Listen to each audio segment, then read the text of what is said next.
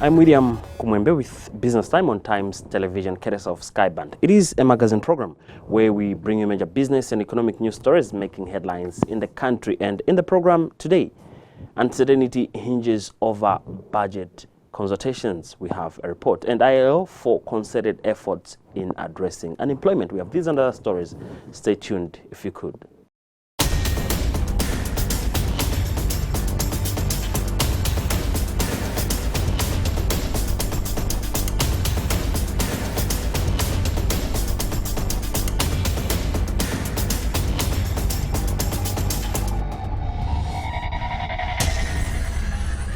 Hello and welcome. Uncertainty surrounds this year's pre-budget consultations following revelations that the budget session of Parliament is expected to start on June 20th. Traditionally, the Minister of Finance consults various stakeholders such as the business community, economists, accountants and the academia around March and April every year on what they want to be incorporated in the next financial plan. But Minister of Finance spokesperson Davis Sado says being an election year, measures have been put in place to ensure that the budget formulation process is not affected. We have the detail in this report.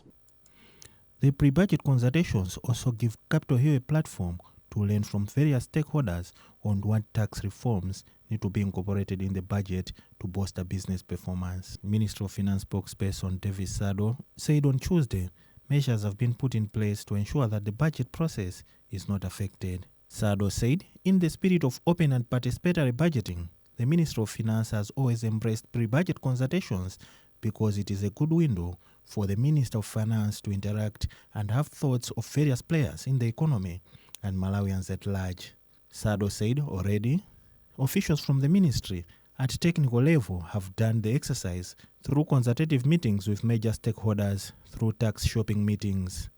He said the exercise helps in budget planning and the formulation of some tax-related policies. Malawi Confederation of Chambers of Commerce and Industry Chief Executive Officer Chancellor Kafera Banjila said pre-budget consultations have lost value in the last 3 to 4 years. Kafera Banjila said the consultations turned into talk shows where the Minister of Finance turned up just to show his face. He said recommendations from the private sector were rejected in whole despite their submissions originating from members. Economics Association of Malawi President Chikuka Lilombe said the pre-budget consultations are crucial as they aid government in drawing ideas from other sectors directly affected by the budget process. Kalilombe said while not all ideas have been taken on board, there are some good ones that have been incorporated.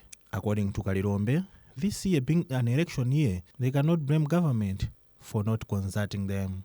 Institute of Chartered Accountants in Malawi Chief Executive Officer Francis Kondwe said the budget consultative meetings have been a good platform for government to interact with different stakeholders. Kondwe said there have been good uptakes of proposals and suggestions taken by government.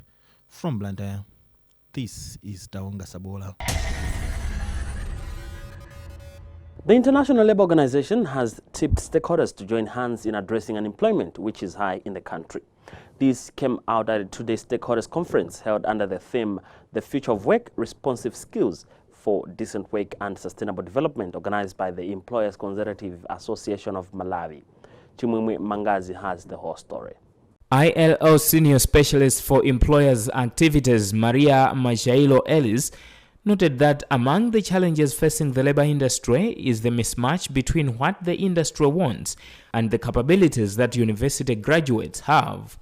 She said there is need for various stakeholders to ensure there are significant investments in people's capabilities, especially in the transition from school to work and from work to retirement. Often these are the challenging moments when the young people have to leave school and now go into the workplace. And obviously what has been observed is that there's a lot of mismatch between what the school is actually dishing out as graduate and what industry requires in terms of the skills.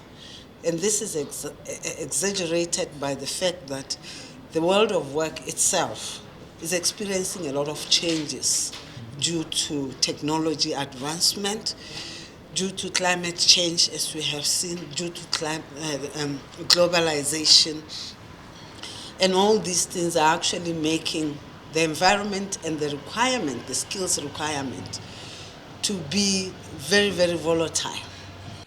ECAM Executive Director George Kaki concurred with Mashailo Ellis, but was quick to state that it is the same reason they organized the event for stakeholders to bang heads. He said that in terms of rights at the workplace, Malawi has done well with the Employment Act, Labor Relations Act, and Pensions Act in place. I think we have done tremendously well over the past few years, starting from the Republican Constitution in 1994, which entrenches labor rights. Then we have the Employment Act, we have the Labor Relations Act, and then we had the famous Pension Act. I think in that regard, we are doing well. Even the court system is also assisting. Moving on to other issues in terms of skills development, you know that government is implementing these TVETA programs where they have colleges in all the districts of the country. Studies that have been carried out recently have shown that Malawi lacks skills, technical, vocational entrepreneurship. So this is addressing that challenge.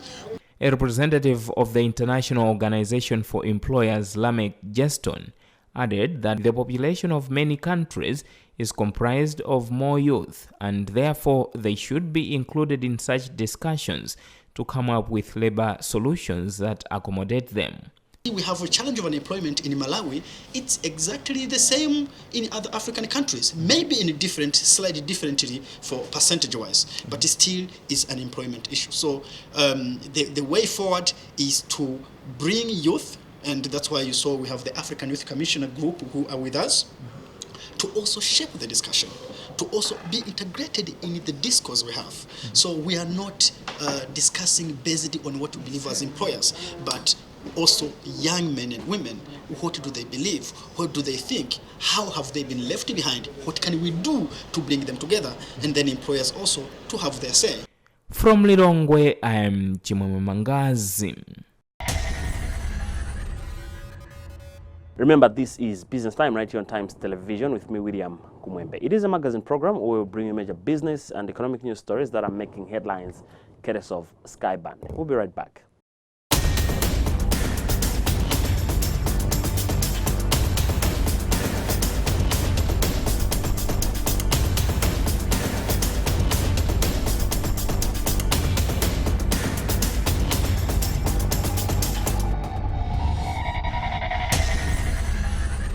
Welcome back. Data analytics is a new phenomenon in most parts of Africa. It is the science of analyzing raw data in order to make conclusions about that particular information.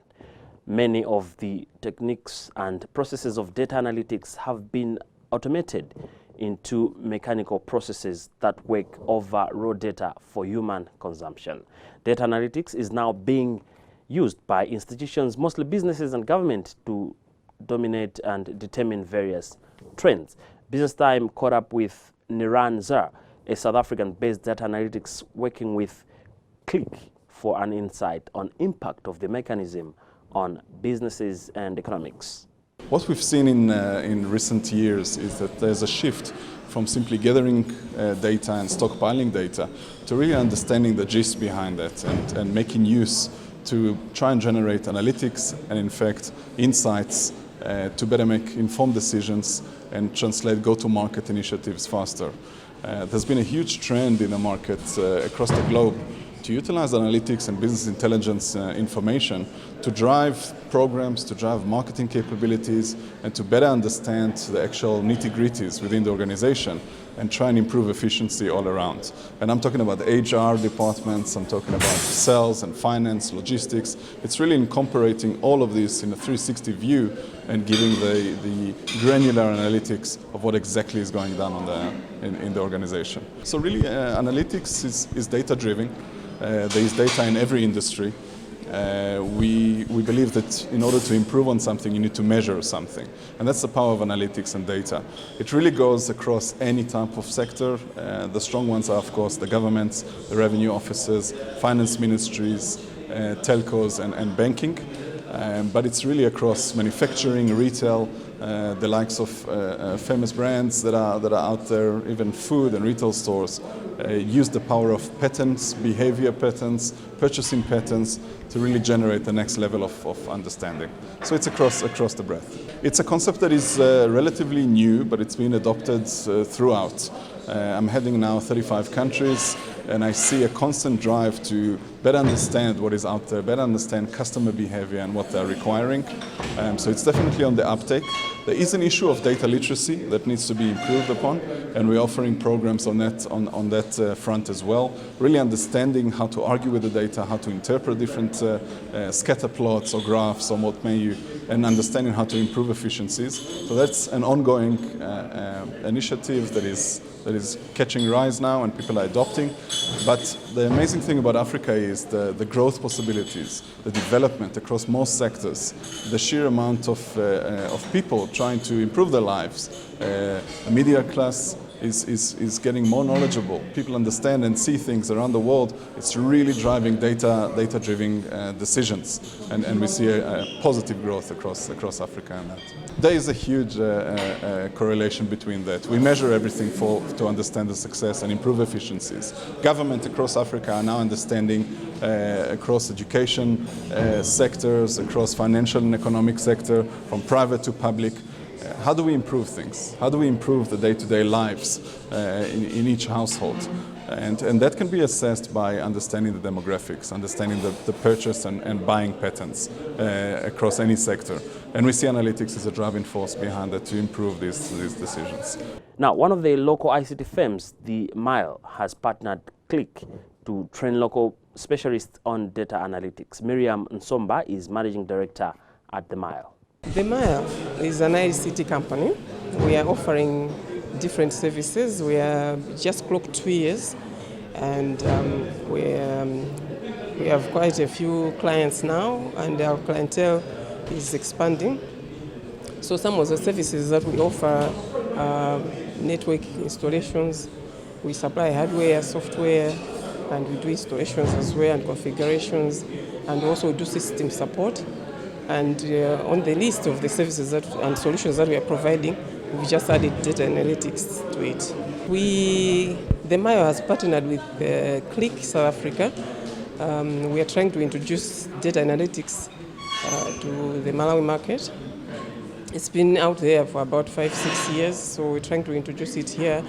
And the reason behind it is, trying to ease up processes in organizations so they can process data easily and get reports and know what the trend of the market, their products, or whatever it is that they do. So it's for everything, financial institutions, retail, and everything. This workshop is crucial in that it's like an eye-opener to our clients on how they can process different types of data to get different results or the results that they require. They can even promote their brand based on the analysis that they have done with the data. They can know where they're falling behind or where they're lagging or all those things. We've invited clients from different sectors, the hotels, financial institutions, both micro and the banking sector, energy, and some of the government institutions like MRI. An e-commerce firm has been established in the country with a promise to connect local businesses to international buyers. If it materializes, the move is expected to help expose local businesses to the global market. Dubbed Alinafe Online, the firm is operating through a mobile application and a website where companies will be trading products and services online. Alinafe Online Limited Managing Director Moses Chirambo said the firm is planning to recruit 300 agents across the country. Chimwemwe Mangazi caught up with Chirambo in this interview. We are bringing technology, e-commerce and technology as a means a solution to the problems of market. You know, as Malawi, we have got good things that we are producing, but they're not accessing both good local and international market. And we are trying to open the door for these products that even people outside the country, they should be able to see these products and be able to buy from Malawians. The sellers will be able to load their products on the platform, and the buyers will be able to buy from the platform. And not only this, but also companies or institutions that are offering services, they will be able to advertise their products or their services on this platform. We understand the problem of access to internet, but we are still growing as a country. There is always an improvement as a country to the number of people that are using internet. And for us, as the Malawians are improving, we should improve together. We believe that we can start with a few people that are now accessing internet, but eventually, as the time is going on, the number of people that will be using, that will be accessing internet will be actually increase. But we are not only limiting these to Malawians, as I have said. The platform is accessible to the global world. So maybe very few Malawians will be able to access the internet here, but those few who are going to put their products on this platform, their product is going to be visible to the global world, because an iPhone line is on the Play Store. Somebody from Europe, from America will be able to download the application and be able to see the products that are happening in the country. I want to mention this, as Malawi, we have got very beautiful things. We have Lake Malawi, we have things that we see as, and we've got good lodges, good service that we are offering, and Malawi being a home heart is a place where most people would love to come. So, but we are closed up. That's why we are opening this we call a global, to the global market. We're opening the Malawians opportunity to be visible to the global world. So far we are just starting, but from the visits that we have made, there are so many companies that are already showing interest that they are going to put their services on our platform. We have got some lodges that have already given us their advice, which we are yet to put on our platform. But as what we are doing today, we are training the direct sales agents.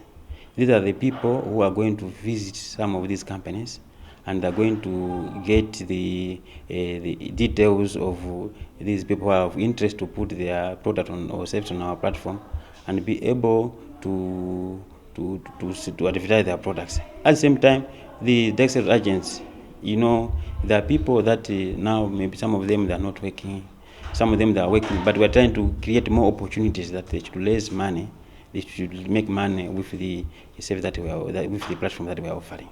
So far as of now, in the month of June, we are planning to recruit 300 agents across the country. We are recruiting some in the central region, as today we are doing this training in Lilongwe. And on 7th, we are in Mzuzu, we are doing the similar training. And on 15th, we are in Blanta, we are doing the similar training. So far, as for the month of June, we are planning 300. The number will continue increasing, because somebody can become an agent by himself registering on the platform, as long as the requirements which we are looking for, he or she is able to provide on our platform. Now, how often have you asked your teller to create a masterpiece of an outfit, but at the end of the day, you are disappointed? Many times, I bet. This is what drove Tabitha Jambo to open up a business that specializes in designing and making seamless outfit ideas get into reality. In today's Budding Entrepreneur segment, Sharon Chira speaks to Tabitha about her journey of turning a disappointing trip to a tailor into a budding business. Well, I like to dress up. When I wake up in the morning, first thing I think of is, what am I wearing? How am I going to look like today? So I thought fashion is something that I really love. So what if I put in work and then turn it into a business?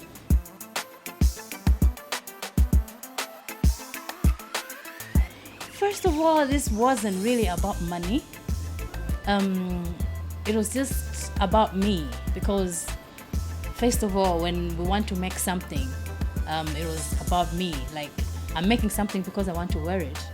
So if I wear that something, people would ask, oh, who did your dress? Oh, who did your whatever it is? So I'm like, I did it myself. I designed my tailor-made this. So that's how I attracted people to come to me, like, oh, can we please get something made from you? So that's how it all came up. But basically it was all about me. Like, I make my own clothes and then wear them since I couldn't find what I like on the market.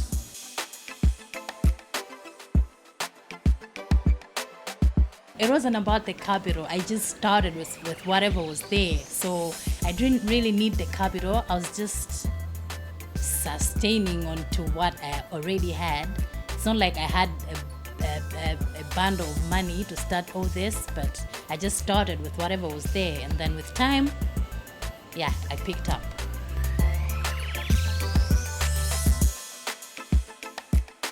It's tough somehow because we find out that we're so many people of us doing the same thing. So most people are like, okay, what if I start doing this and then somebody else is doing the same thing? So maybe people won't come to me to do business with me. Maybe people already are doing business with that other person. So the challenge is the competition is really high. But then I think people mostly come to you because of how you're managing your things. Like my stuff, I think I have a signature to what I make. So even if someone just walk in, you know that that's Tabi Couture. So it's just really about it's not really about the market, but what you make, like what's your signature. So people come to you according to that.